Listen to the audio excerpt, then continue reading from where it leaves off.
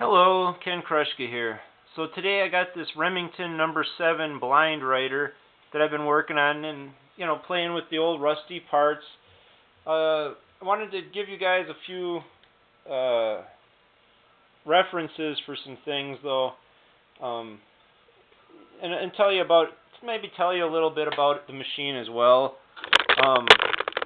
So in regards to replacement ribbons, there's an outlet called Vintage Typewriter Shop. I'll get this up here.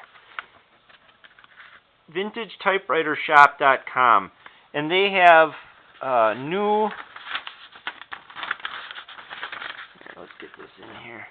New ribbons for the 1 3/8 applications, and free shipping and handling. So for like $25, $25.95, you can get a whole new ribbon for this machine through them. VintageTypewriterShop.com, as well as the 6s and 7s manual.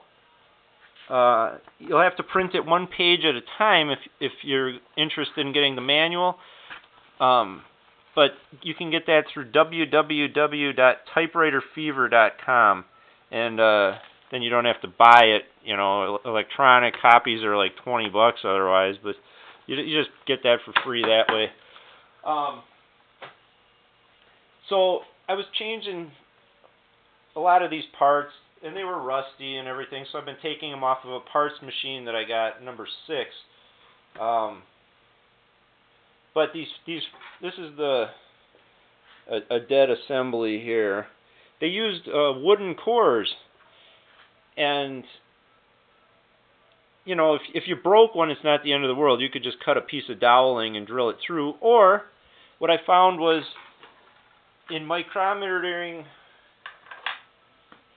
one out, it was 0.553, 0.54, and the Underwoods old Underwood feed rollers are 0.54, and I thought, well, is that the same length? And sure enough, they're the same length.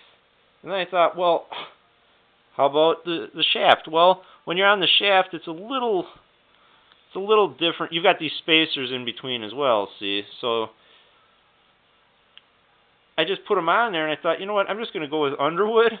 Then I don't have to try and put rubber over, because the Underwood's old feed rollers held up great in the back. They were like cork or something. So I'm just going to put those in here and make a go of it. But before we pop these in, I'll show you also how this plate goes. So this is off of a 6, but it's the same as a 7 in regards to how they go on. Up here you've got these two posts, and that's a steel band cable back there, believe it or not, for the main drawband. But that just sets into those two posts. I'm going to try and do this one-handed, yeah, right. Talk about blind writing. There. Well, I got one side in. There. So that's how it looks with a paper rest. The 7s actually folds up. It's got a hinge, but I'm getting that worked on right now.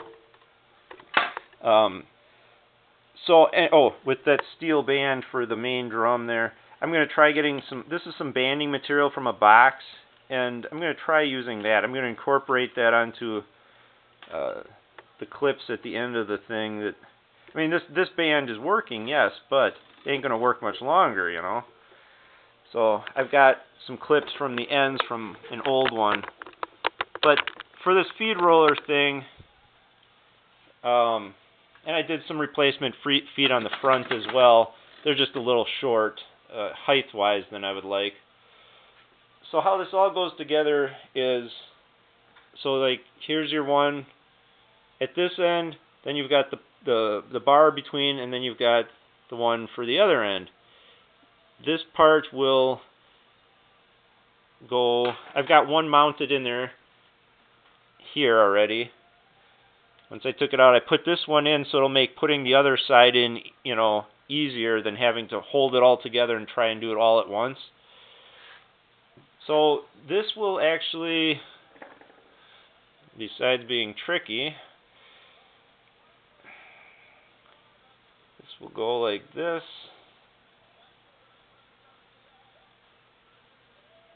No, this will go like this. There we go. Okay. And then you got, I hope this is all in screen for you, because I got, hook that end in there. I'm going to try and get this guy down in here. There's that bell.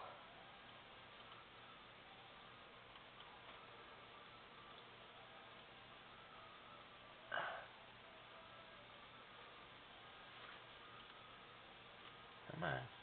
Why aren't you cooperating here?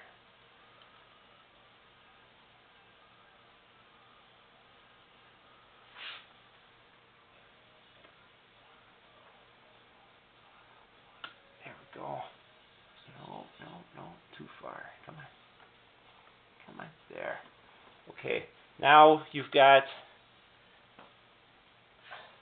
to add the tension to it to get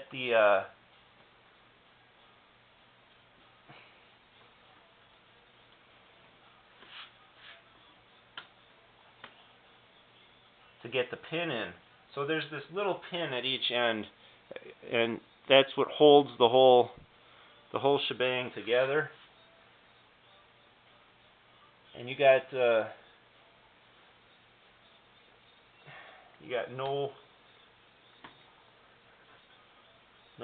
give here. I mean, it's got to be exact. You're holding all this together, trying to hold this all together when you're doing this, I should say.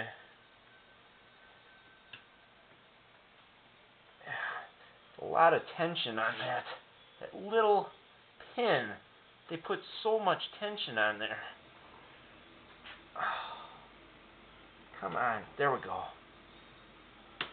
Alright, so I got it started. Now I'm just going to squeeze it together. That was not fun or easy. And then you got to hope the whole time you're doing that, that you had the thing lined up right. Because talk about a true blind writer, huh?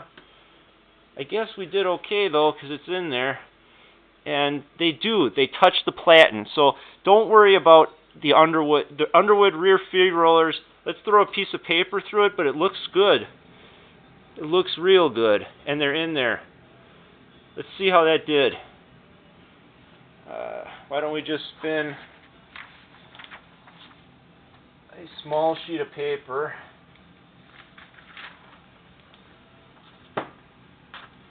in here and just see. Okay, so, and with this front, this guide here in the middle, it rocks forward and back. I replaced the springs in these. There's a lot of, this is like 6 pieces all in and of itself for the other guide.